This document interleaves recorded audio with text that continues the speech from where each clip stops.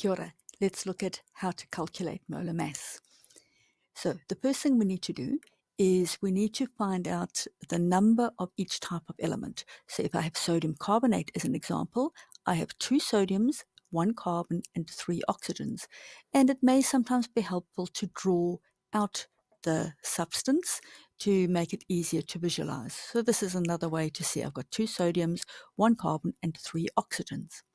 The next step is to find out the molar mass of each of the elements. So you go to the periodic table and you will see that the molar mass is given usually at the bottom in the periodic table.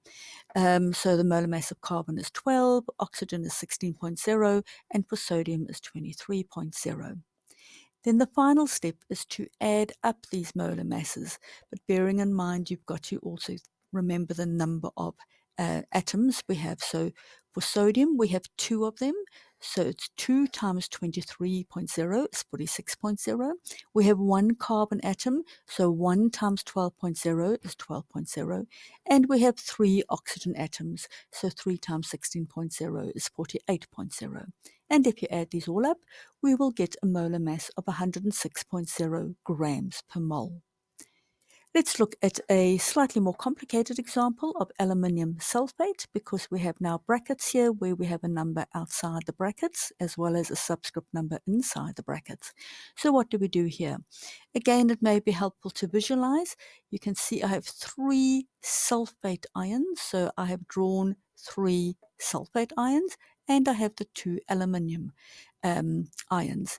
And I can write it out like this because you can see I've got 3 sulfur atoms and I have 12 oxygen atoms.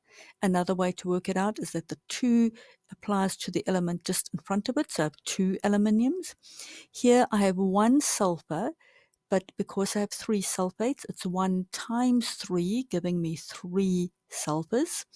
And I have got 4 oxygens in each sulfate, so 4 times 3 gives me 12 oxygens.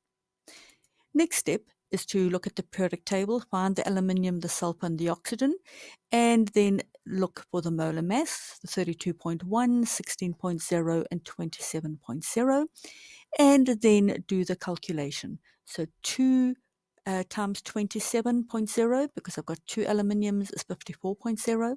I have 3 sulfurs, so 3 times 27.1 is 81.3. And I have 12 oxygen atoms, so it's 12 times 16.0, giving me 192.